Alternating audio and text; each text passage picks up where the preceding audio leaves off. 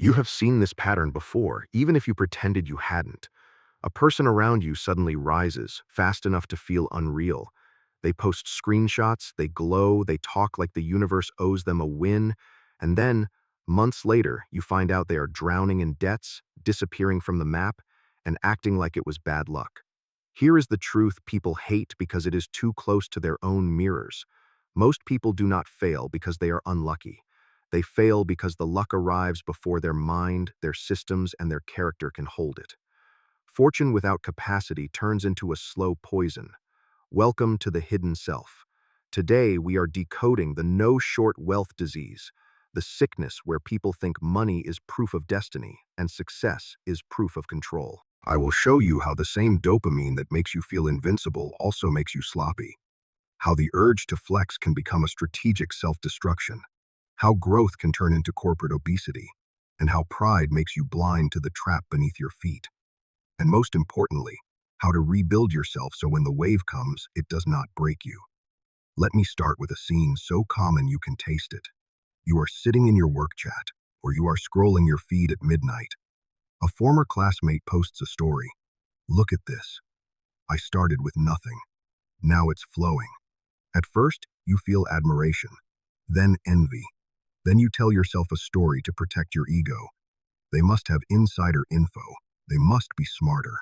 They must be more talented. And then, after a while, you see the second phase. Their posts slow down, their captions get darker, their messages turn from selling to begging, they disappear. Sometimes they do not even disappear quietly. They announce a bankruptcy like it is a tragedy from another universe. They blame the market, the platforms, the economy, the payment gateway, the algorithm, the competition. They make it sound like a weather event. But you and I both know what weather does not explain. Weather does not explain why the same person who celebrated too early later pleaded for emergency funds. Weather does not explain why the debts are stacked like bricks. Weather does not explain why the business collapses in a way that feels pre-written. So where is the common denominator? It is not difficulty.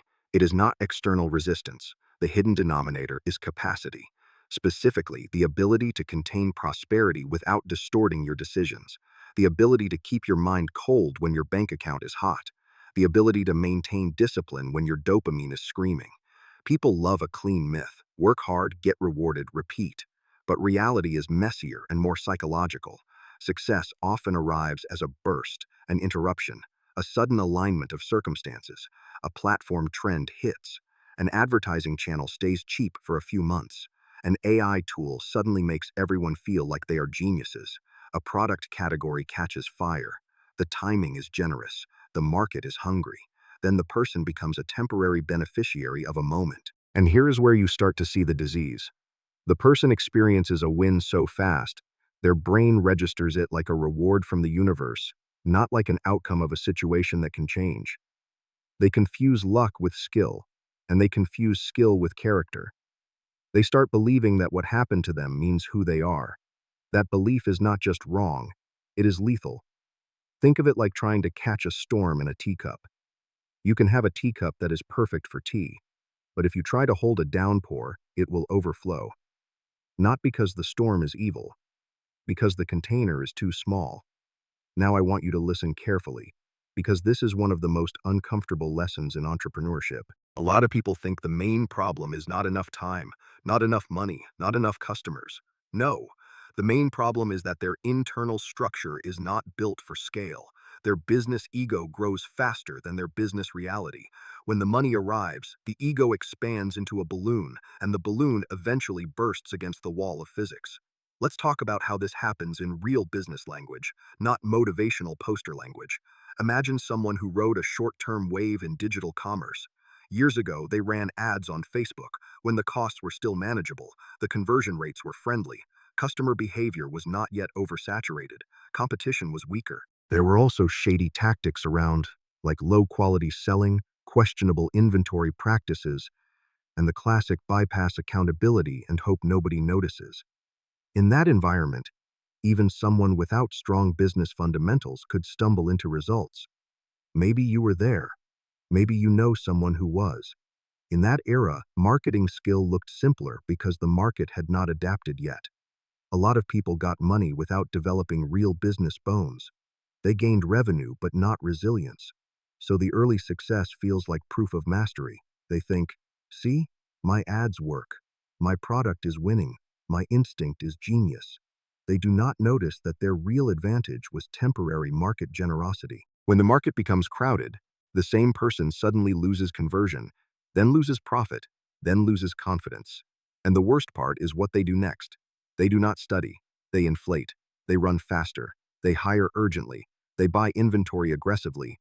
They push harder on the same strategy because their ego cannot accept that the environment changed. This is the first escalation of the disease. Luck produces momentum. Momentum produces denial. Denial produces behavior that is only rational inside the fantasy. You can feel it when the numbers hit. Money coming in quickly is like an anesthetic. It hides the holes. Systems fail quietly when revenue is strong. Waste is invisible when cash flow is generous. Poor pricing feels survivable when volume is high. Lack of operational discipline is masked by the illusion of scale, but when cash flow turns, the holes suddenly scream. Fraudulent shortcuts, weak supplier terms, no cash buffer, no forecasting, no inventory planning, no risk management, no disciplined accounting, no performance tracking by cohort, no clear understanding of customer lifetime value, no actual retention strategy, no understanding of why customers buy twice, not once. And in that moment, the entrepreneur realizes something terrifying. They did not build a business, they built a temporary rhythm, and rhythm dies when the beat changes. Now let's bring in the psychological mechanism, because the disease is not only financial, it is neurobiological. When success hits, the brain floods with dopamine.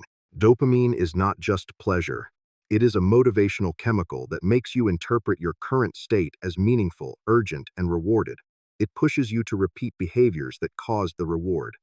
It also makes you feel like you are special, like you are chosen, like you are in control. So the hidden self takes the opportunity to act out. The ego gets loud. Here is what that looks like in 2026. You see the posts: luxury car, luxury watch, paid trips, pictures with big teams, screenshots of daily orders. There is always a caption that sounds like it is designed to be quoted. Hard work pays off. The haters can't stop me. I built this from scratch. Even if the person started with a decent advantage, the posts demand recognition as if reality must verify them. And while they are performing, they are also broadcasting their weakness. Because attention is not only a spotlight, it is also a signal. In digital ecosystems, the crowd does not just watch you, it studies you. Your competitors can use that information like a shortcut. You post 1,000 orders per day, and you think you are boasting. But you are also telling the world what product categories are converting for you, what price points you are using, and what audience you are targeting. Tools today can ingest public data, infer patterns, suggest pricing strategies, and generate copycat marketing variations at astonishing speed. What used to take months to replicate now takes clicks and prompts. So while your dopamine is making you feel powerful, the market is converting your ego into intelligence that others can exploit. This is the second escalation of the disease. Flexing does not just harm your mind, it accelerates the enemy's learning curve. And then the entrepreneur starts to live for the performance, not the profit. Their identity becomes tied to visibility. They keep spending on content instead of building retention. They optimize for screenshots instead of sustainability. They talk too much and listen too little. They treat customers like props for their status, not like humans with needs. Then comes the third escalation, the social consequences inside the company. When you display wealth aggressively, you create a psychological imbalance between yourself and the people who actually produce the results. If your staff sees you buying high-ticket lifestyle while their salary barely moves, envy will not just appear, it will ferment. Human beings do not tolerate cognitive dissonance forever. They will either rationalize your behavior, or they will resent it. And resentment has a way of turning into sabotage, quiet quitting, information leakage, and emotional distance. There is a specific kind of betrayal that happens in businesses that reward ego more than process. It is not always dramatic. Sometimes it is subtle. An employee starts withholding knowledge. A team lead stops caring about accuracy. People reduce effort because they feel disconnected from fairness. Someone shares internal data to competitors because they believe the world owes them a compensation. Or a partner accidentally forms a competing plan while pretending loyalty. You can build a financial empire with cash, but if you build it on humiliation, distrust, and performance pressure, it will crack from within. A business can survive bad marketing. It can survive a rough economy, but it struggles when the internal human contract collapses. Now let's talk about another killer: corporate obesity. People call it growth, but it can be rot. In the early phase of a boom, the entrepreneur feels unstoppable. Phones never stop ringing, orders pile up, revenue looks like a waterfall, so the impulse is to expand immediately. Hire more, lease bigger offices, import more inventory, install more equipment, sign long-term leases, lock in staffing contracts. It feels like discipline. It feels like you are scaling. But look closer. What you are scaling is not capacity. You are scaling the burden. A business that grows too quickly often becomes a heavy body with weak bones. The management system is still loose. The new hires are not trained. The processes overlap and conflict. The company becomes a machine made of chaos that runs only when conditions are perfect. And then the trend ends. Trends do not wait for your lease to expire. Customer tastes shift fast. Algorithms change without asking. A competitor releases something slightly better. A platform changes its ad model. Suddenly, your cost structure stays, but your revenue vanishes. Your revenue can drop from a peak to nothing so fast it feels like a glitch. But it isn't a glitch. It is your failure to build for volatility. Your business did not build a spine. It built a fat layer of fixed costs. So when the wave disappears, you are not out of customers. You are out of cash resilience. You die because your structure cannot survive the absence of momentum. This is the third escalation of the disease: chasing expansion during a temporary trend, then collapsing when the trend evaporates. If you want a cultural reference, think about the franchise mania. When everything is booming, people open a dozen locations fast. They take loans. They assume the wind will keep blowing. They become obsessed with physical expansion and ignore differentiation. They assume customers will stay because the brand name exists. Then another brand offers better quality, better price, better experience. And now those locations are not assets, they are liabilities. A chain becomes a mushroom graveyard, lots of bodies, buried fast. Now let's go deeper, because we still haven't addressed the most invisible trap: arrogance, the Midas curse. Arrogance is the disease's final stage. It is the moment when the entrepreneur stops asking what's true and starts demanding the world to confirm them.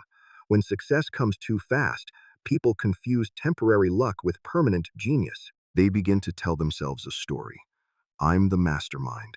I have a gift. My decisions are always right. They interpret luck as talent because it protects their ego from the terror of being ordinary. This is the most dangerous form of self-deception, not because it makes them rude, because it makes them predictable. When you believe you are naturally destined for gold, you stop testing assumptions, you stop reviewing data, you stop listening to experts, you stop hiring for competence and start hiring for admiration. And arrogance always looks the same. It looks like lecturing. It looks like moral status posts. It looks like, I already know this, let me teach you. It looks like contempt for people who once helped you. It looks like ignoring customer feedback because it contradicts your identity. It looks like refusing to hear warnings from employees who are actually close to the daily truth. In the Bible and in Eastern philosophy, there are warnings about this imbalance. If your virtues do not match your power, something will come to correct the system. In modern terms, reality corrects you through consequences. Market feedback becomes punishment. Competition becomes discipline. Cash flow becomes a teacher you cannot argue with. So what do arrogant entrepreneurs do? They keep throwing ego at problems that require humility. Humility is not a virtue you display. It is survival software. Humility means you accept you might be wrong. Humility means you continue learning technology, trends, customer behavior, and operational excellence even when you are successful. Humility means you treat your edge as temporary and your knowledge as incomplete. Here is a brutal line: arrogant people stop growing because they decide they already arrived. And when they stop growing, their company's future dies. Quietly, efficiently. Now I want to ask you a question that will expose your hidden preferences. Suppose tomorrow money falls from the sky. 10 billion, no, in your case, $10 billion equivalent in cash. 10 billion in your account. You have never owned that much before. Your life changes overnight. What is your first move? Option A, you buy the dream car, you buy the expensive phone, you announce it loudly. You turn your new status into a public statement. You do it not because you need it, but because you cannot tolerate the feeling of waiting. Your brain wants instant confirmation. Your ego wants to be seen.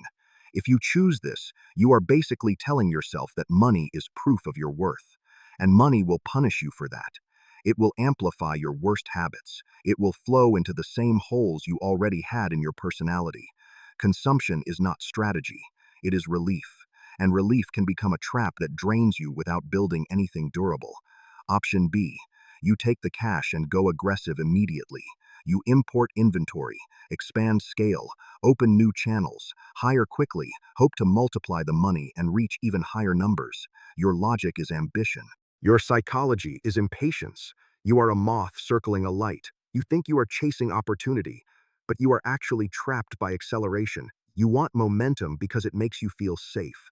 Then the first market wobble hits and you break because you did not build cash resilience, risk controls, or operational adaptability. You built speed.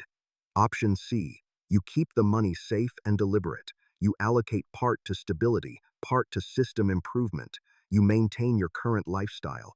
You spend 3 months watching the market with a cooler mind. You do not celebrate yet. You do not post yet. You build understanding first, then action.